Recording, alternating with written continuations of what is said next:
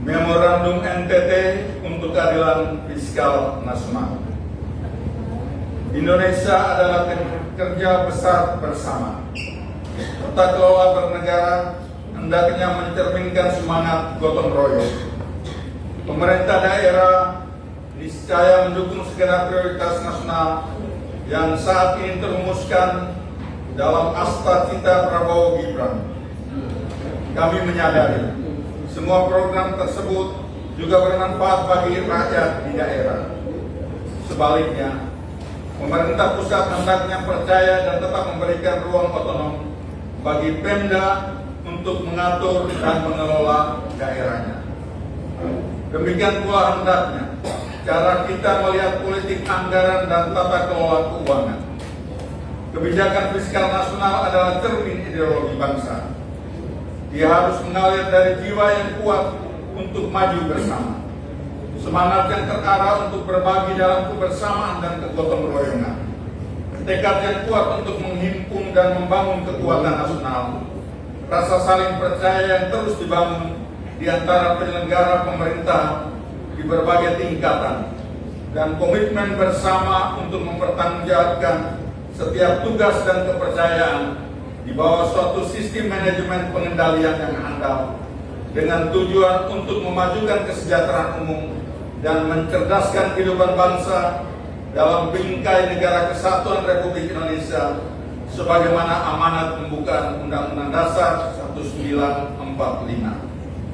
Kebijakan fiskal nasional karena itu tidak boleh berujung pada konsolidasi kesenjangan alamiah, kapasitas fiskal antar daerah karena perbedaan karunia sumber daya yang dimiliki antara daerah-daerah dengan kapasitas fiskal tinggi dan daerah-daerah dengan kapasitas fiskal rendah, atau membuat daerah dengan kapasitas fiskal tinggi melesat jauh, meninggalkan daerah dengan kapasitas fiskal rendah.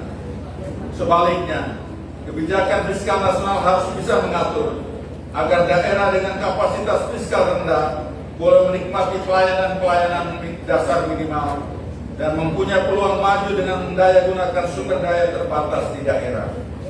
Lebih lanjut, daerah dengan kapasitas fiskal tinggi boleh terus berbagi dan makin berkemampuan berbagi karena modal pelimpahan sumber daya yang dimiliki sudah dapat dikelola dengan baik untuk keberlanjutan pertumbuhan ekonomi dan peningkatan pendapatan asli daerah.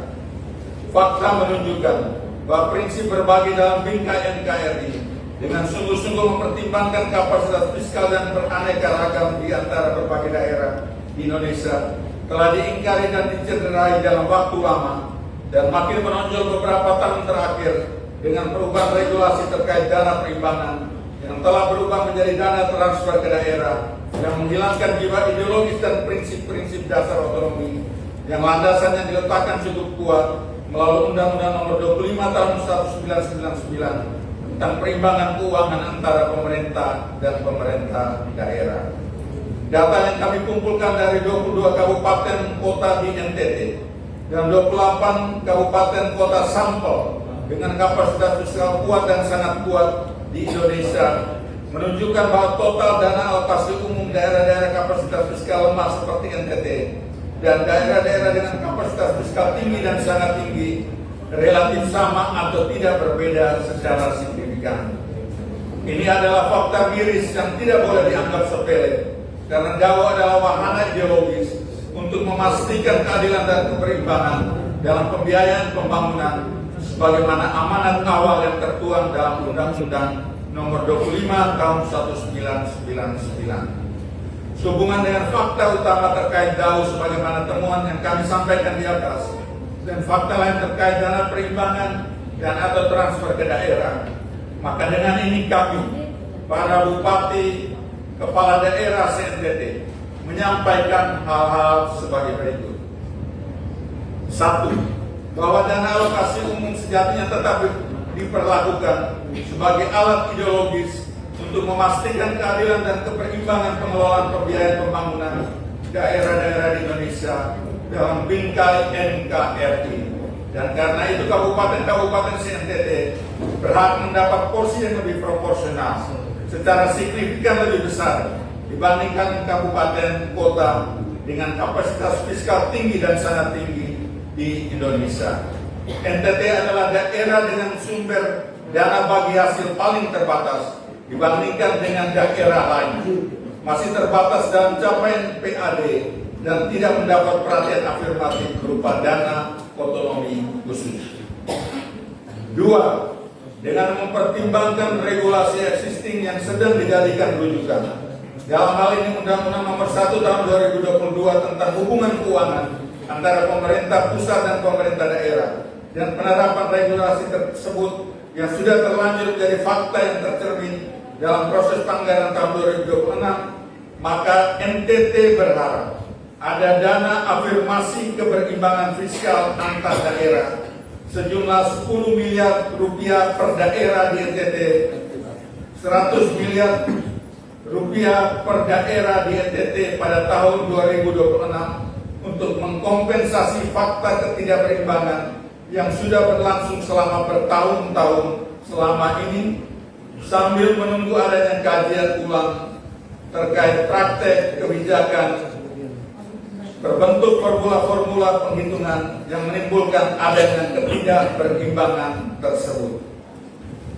3. Kami mengusulkan agar dilakukan kaji ulang atau audit secara serius atas Undang-Undang Nomor 1 Tahun 2022 tentang hubungan keuangan antara pemerintah pusat dan pemerintah daerah yang telah mengubah secara mendasar filosofi dan prinsip-prinsip pengelolaan kebijakan transfer ke daerah yang berkonsekuensi pada pengaturan alokasi dana bagi hasil, dana alokasi umum, dan dana alokasi khusus yang tidak mengindahkan asas keadilan dan keberimbangan dalam bingkai negara kesatuan Republik Indonesia. 4.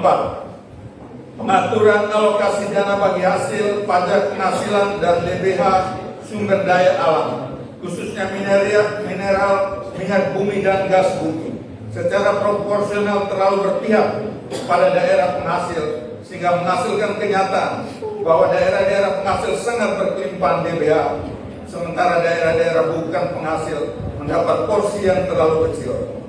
Pada saat yang sama, daerah-daerah penghasil masih mendapat porsi dau yang sama, dan lebih miris lagi, terus mendapat kucuran bantuan pembangunan fisik pemerintah pusat melalui dana yang dikuasai kementerian. 5. Dengan kelonggaran dan kapasitas fiskal yang ada, daerah-daerah dengan DBH tinggi cenderung memperlihatkan pendapatan asli daerah yang tinggi pula, sehingga menghasilkan kesenjangan yang makin lebar dalam kapasitas fiskal antara daerah dengan kelimpahan DBH dan daerah miskin DBH. Sekali lagi miris bahwa daerah-daerah dengan DBH dan PAD tinggi ini masih mendapat porsi dau yang sama dengan daerah-daerah dengan kapasitas fiskal rendah seperti NTT dan masih terus mendapat perhatian sangat besar dari pemerintah pusat untuk kebutuhan pembangunan fisik dan non-fisik mereka. 6. Sejalan dengan perubahan dalam filosofi dan prinsip, redefinisi dan reformulasi penghitungan dana alokasi umum dalam Undang-Undang Nomor 1 Tahun 2022 tengah menciptakan petaka besar bagi daerah-daerah dengan kapasitas fiskal rendah seperti NTT. Penghilangan komponen alokasi dasar dalam penghitungan DAU menurut Undang-Undang Nomor 1 Tahun 2022 telah membuat DAU secara total di tahun 2026 hanya mampu menjawab kebutuhan belanja pegawai, apalagi belanja pegawai harus ditambah dengan belanja gaji P3K dan tunjangan peningkatan penghasilan sebagai kebijakan yang dibuat oleh pemerintah pusat. Kondisi ini tentu sangat mengganggu kinerja pembangunan dan pelayanan-pelayanan di daerah-daerah berkapasitas fiskal rendah karena hanya mengandalkan PAD dan DBH yang sangat terbatas. Demikian pula kondisi ini tentu juga tidak menyediakan modal yang cukup bagi daerah-daerah kapasitas fiskal rendah untuk mengambil langkah-langkah besar dalam peningkatan PAD, terutama di bawah kepemimpinan baru yang dihasilkan pilkada serentak tahun 2024 yang merencanakan langkah-langkah signifikan untuk peningkatan PAD. 7. Redefinisi dan reformulasi DAU adalah kebutuhan mendasar yang sangat perlu mendapat perhatian, dan sehubungan dengan itu beberapa usulan hasil pencermatan di bawah ini dapat dipertimbangkan. A. Alokasi dasar untuk menjawab kebutuhan belanja pegawai tidak dihilangkan. B. Kebutuhan fiskal dihitung dengan menggunakan variabel nyata dan bukan variabel indikatif. Variabel nyata tersebut adalah kebutuhan biaya untuk mencapai target standar pelayanan minimal di 7 bidang pelayanan dasar. C.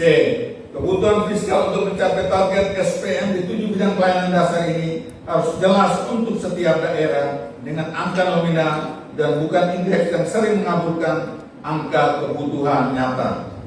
D. Satuan biaya untuk setiap bidang dan setiap urusan dalam bidang harus jelas untuk setiap daerah.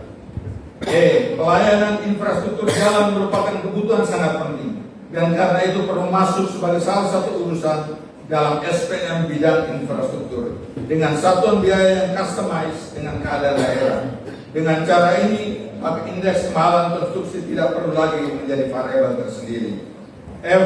Pengentasan kemiskinan tidak perlu dimasukkan dalam urusan SPM bidang sosial dengan satuan biaya pengentasan kemiskinan setiap daerah yang jelas. G. Variabel-variabel indikatif seperti luas wilayah dan jumlah penduduk tidak perlu lagi dimasukkan dalam penghitungan.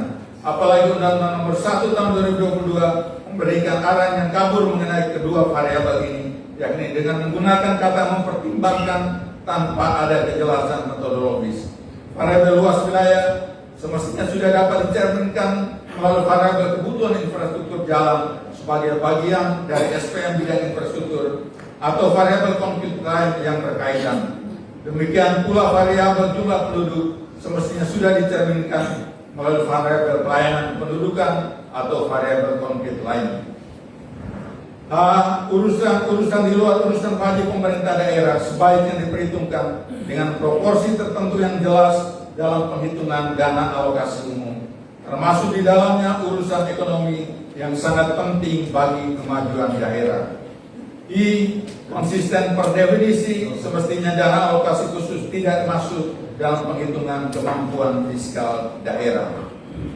8. Kedudukan dana alokasi khusus dan perbedaan kategoriskan dengan DAU sudah saatnya diperjelas. Semua urusan yang berkaitan dengan pencapaian SPM sebaiknya masuk dalam DAU, kecuali berkaitan dengan program nasional yang sungguh-sungguh merupakan top up melampaui standar pelayanan minimal. Kenyataan sejauh ini dan masih semata berurusan dengan standar pelayanan minimal khususnya bidang pendidikan, kesehatan dan infrastruktur, dan karena itu terkesan bersama DAU spesifik grant merupakan wahana resentralisasi keuangan daerah.